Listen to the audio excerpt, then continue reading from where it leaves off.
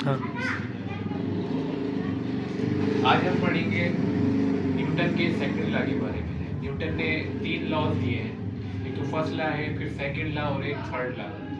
Second law के बारे में आज हम पढ़ेंगे न्यूटन के कि सेकंड लॉ क्या होता है और उसमें न्यूटन ने क्या करा है। तो Newton second law of motion.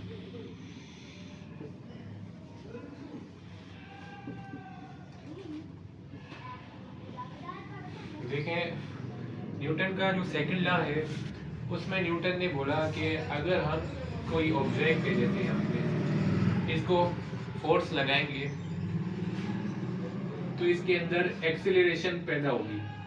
तो फोर्स लगाई तो इसमें कोई एक्सीलरेशन आएगी, तो वो जो एक्सीलरेशन होगी वो फोर्स के डायरेक्टली प्रोपोर्शनल होगी। मतलब कि जितनी ज़्यादा हम फोर्स लगाएंगे उतनी तेज़ी के साथ ये ऑब्जेक्ट मूव करेगी। फोर्स डायरेक्टली एक्सीलरेशन लिख लेते हैं इसको, एक्सीलरेशन डायरेक्टली प्रोपोर्शनल है फोर्स के। जो तेज़ी आएगी वो जितनी ज़्यादा फोर्स होगी उतनी ज़्यादा तेज़ी आएगी, ठीक है। और दूसरी बात उसने बोली, एक कंडीशन ये हो गई, दूसरी बात उसने बोली कि जितना ज़्यादा वेट होगा ना इसके ऊपर, अगर हम और वेट रख देना तो ये जो तेज़ी है वो कम हो जाएगी। उतनी फोर्स में मिसाल के तौर पर 10 न्यूटन की फोर्स लगाई थी, लेकिन अब मैंने इसके ऊपर वेट ज़्यादा रख दिया तो जितनी तेज़ी पहले आई थी उतनी नहीं आएगी, उससे कम तेज़ी आएगी। तो मतलब कि मास बढ़ाने से एक्सीलरेशन कम हो रही है। एक्सीलरेशन इनवर्सली प्रोपोर्शनल है मास के। तो ये दो बातें न्यूटन ने कही थी। अब इनको हम कंबाइन करके एक लॉ बनाएंगे तो ये हो जाएगा एक्सीलरेशन डायरेक्टली प्रोपोर्शनल फोर्स के और इनवर्सली प्रोपोर्शनल है मास के, ठीक है। अब प्रोपोर्शनलिटी की साइन हम हटाएंगे तो इज इक्वल टू लगाएंगे और कांस्टेंट लगाएंगे।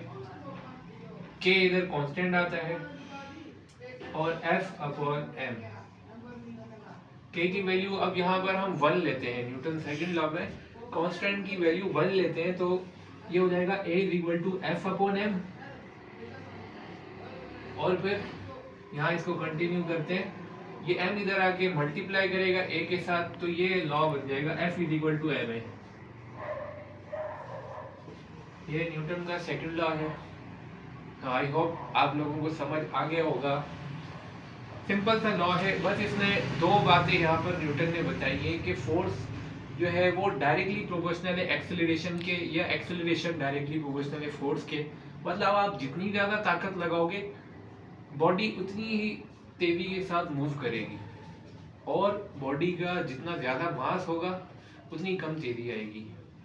मिसाल के तौर पर ये चेयर है ना, चेयर को मैं धक्का लगाऊं ये एक तेज़ी के साथ जाएगी, लेकिन इस चेयर पे मैं ईंटें ला के रख दूं तो अब मैं उतनी ही ताकत लगाऊंगा तो तेज़ी इसमें कम आएगी।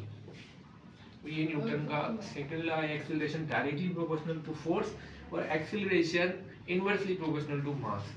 दो कंडीशन बस ये याद रहेंगी।